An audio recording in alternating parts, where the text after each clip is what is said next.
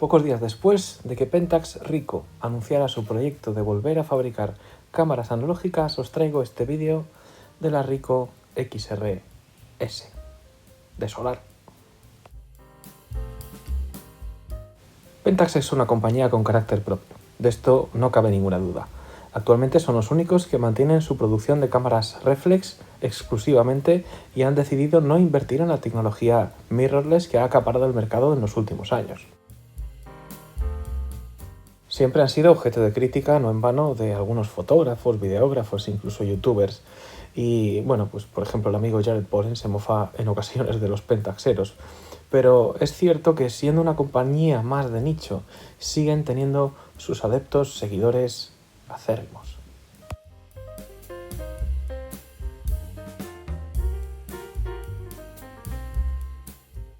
Esto les ha permitido diferenciarse de su competencia con productos de gran calidad, generalmente bien construidos, innovadores y también, cómo no, haber tenido algún que otro fracaso. Pero eso sí, siempre han tenido una reputación de calidad óptica y de marca diferencial.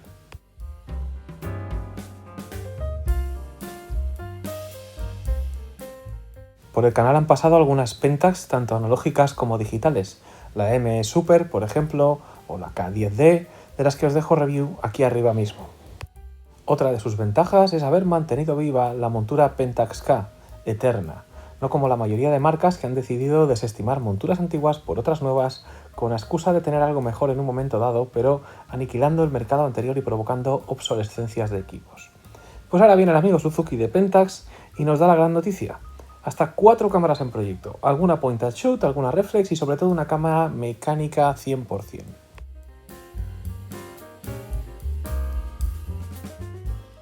A día de hoy, si quieres comprar una cámara de película nueva, te tienes que ir a por algo de lomo, algo desechable, o en el extremo totalmente opuesto, las Leicas M6 o MP de turno si quieres una cámara de verdad. Pero claro, ¿a qué precio?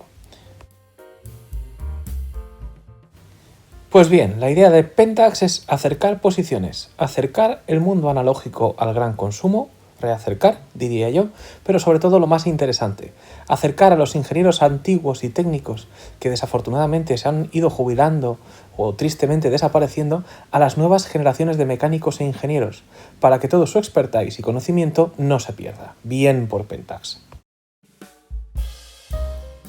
Todo esto fruto del renacimiento de la fotografía química en manos de las nuevas juventudes a las que les llama la atención poderosamente tener una foto en papel o tener algo en las manos que posiblemente perteneció a sus padres o a sus abuelos.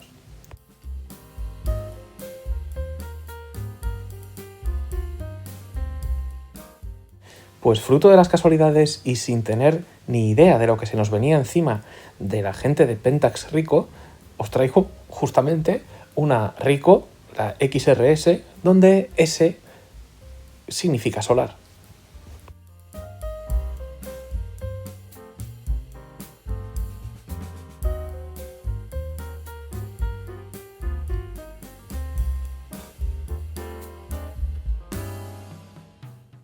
Pues fruto de ese carácter innovador de la compañía, en 1981 Ricoh lanza la XR-S, de solar, como decía, basada en la XR7, ambas trabajando sobre la montura K de Pentax, con la adición de esas células solares montadas en los lados del pentaprisma.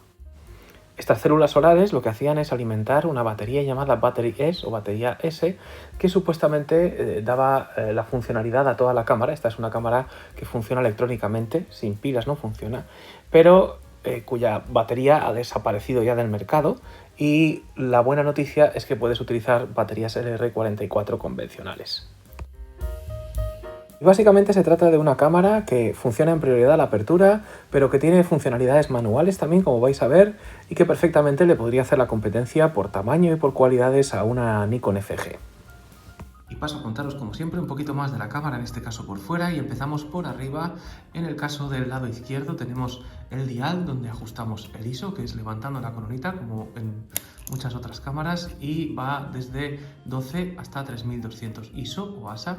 Tenemos también el botón de la compensación de exposición, que se gira y no tiene ningún bloqueo, es libre, pero va bastante durito. Y tenemos tercios de paso, podemos compensar hasta +2 y -2 en tercios. Tenemos la pestañita, que en este caso va recia, para levantar y rebobinar el carrete. Y obviamente, como en la mayoría de las cámaras reflex, levantamos para obtener el acceso al interior. Interior que, ya que estoy con él, pues os paso a enseñar. Tenemos un obturador metálico que funciona en vertical, como veis.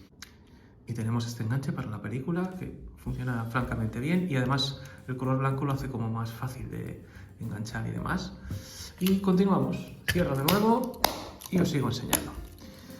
Tenemos el botón del self, que es el timer, el temporizador para hacernos autofotos. Al contrario que en otras cámaras, en este caso se trata de un botón electrónico. Primero avanzo la película y lo que hago después es apretar el self.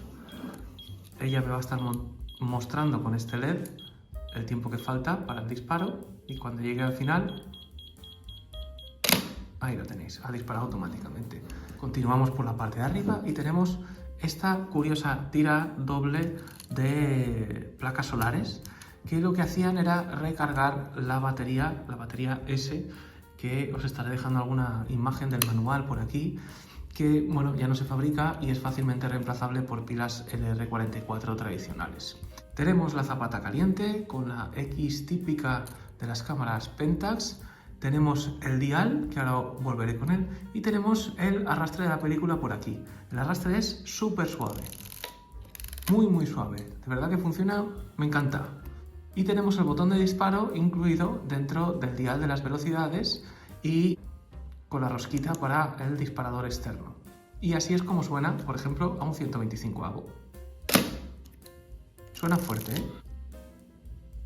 Y en el dial de las velocidades encontramos que la velocidad más rápida es 1 milésimo de segundo, y podemos irnos a 2, 4, 8 y hasta 16 segundos. Tenemos una posición de bulbo y tenemos una posición en A, que obviamente, como os podéis imaginar, es prioridad a la apertura, en la cual elegimos la apertura que queremos y la cámara nos indica la velocidad que va a seleccionar en el visor, que os estaré dejando alguna fotito también para que lo veáis. Tenemos una posición de lock a la cual no puedo acceder directamente porque me obliga a pasar por la A, y cuando paso por la A es como que se queda bloqueado. La prioridad a la apertura es la manera natural, digamos, de esta cámara de trabajar. Para desbloquearla tengo que apretar el botoncito verde, verde con verde, aprieto el botón, a ver, con una mano, y ya puedo moverme al lock, o puedo moverme desde el mir al lock también, y es la posición donde debemos dejar la cámara para que no gaste batería, etcétera, y para evitar, aunque tenga el obturador cargado, para evitar disparar accidentalmente. Como veis, si lo muevo de esta posición, ya disparo. Tenemos el contador de fotogramas, que se ve bastante claro, y bueno, pues por la parte trasera tenemos un visor bastante grande. Tenemos un botón exclusivo para multiexposición, además con un switch aquí. Y por la parte delantera os cuento más cositas, porque la verdad es que es una cámara sencilla, pero que tiene de todo. Por este lado, la previsualización de la profundidad de campo. Vamos a poner una apertura, por ejemplo, más cerrada, a ver si se alcanza a ver ahí. Y cerramos. Ahí lo estáis viendo. Tenemos la previsualización de la profundidad de campo. Tenemos este botoncito de aquí, que lo que hace es activar el exposímetro para que lo veamos en la pantalla. Es decir, cuando la cámara entra, digamos, en reposo, se desactiva la agujita del exposímetro y mediante este botón la vuelvo a activar. Y ahí tenemos el LED que hemos visto encendido cuando hemos disparado en timer. Tenemos el botón de liberación del objetivo, que es este de aquí, que se libera en sentido antihorario. Y el objetivo es una de las cosas que más me gusta. Fijaos qué tremendamente delgado es un 50 mm f2 pancake. La montura es la típica Pentax K. Y bueno, pues punto rojo contra punto rojo, enroscamos y no llega ni a un cuartito de vuelta en sentido horario y lo tenemos colocado.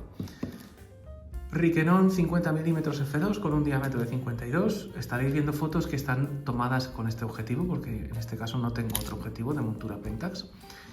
Y por este lado tenemos dos cosas interesantes. Tenemos el típico conector de PC de sincronización con el flash, por si acaso la zapata caliente no nos vale y queremos conectarlo por aquí. Y tenemos un botón de ahorcado de la exposición. En lugar de tener como la Nikon EM, por ejemplo, un botón que nos da un par de pasos más, lo que hace la cámara es que nos permite ahorcar la exposición y llevarla de un sitio a otro, de modo que puedo enfocar a mi sujeto a los pies si está, por ejemplo, a contraluz y los pies es más oscuro, ahorcar la exposición aquí, elevar, reencuadrar y entonces disparar con la exposición correcta, lo cual a mí me gusta bastante y es tremendamente útil. Y finalmente por la parte de abajo tenemos el compartimento para las baterías, tenemos la montura del trípode, tenemos el botón de embrague para rebobinar el carrete y pues poco más, ya estaría. Esto es la cámara en sí. La cámara, como veis, es muy pequeñita, es del tamaño pues de una Nikon FG, de una Nikon EM, de pues eso, cámaras de estas pensadas para llevar a mano, que no pesen mucho, que sean ligeras y demás, con ese toquecito extraño que le dan las placas solares que llevan los laterales del pentaprisma. Y es una cámara que la verdad es que es muy funcional y que es muy competente para lo pequeña que es, tiene un montón de cosas. El revestimiento este pues es blandito, es agradable y la cámara en sí es plasticosa, pero se siente bien construida. Sí que es verdad que el golpe del espejo y del obturador es bastante recio, pero también es verdad que se diluye cuando estamos en la calle.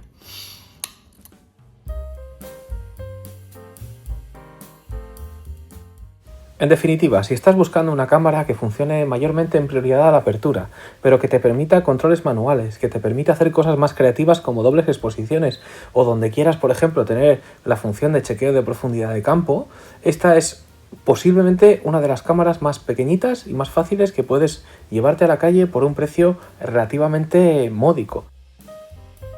Y como siempre, si te gustó el vídeo, por favor déjale tu like, tu super thanks, déjale todo lo que puedas, compártelo con tus amigos, con gente a la que creas que le puede interesar. Esta también puede ser una cámara fantástica para empezar en fotografía analógica, así que no lo dudes. Igualmente te dejo los links a mis amigos de Foto Astro González, que es la gente con la que debes contar para tu fotografía analógica. Un abrazo, cuidaos mucho, feliz año y paz.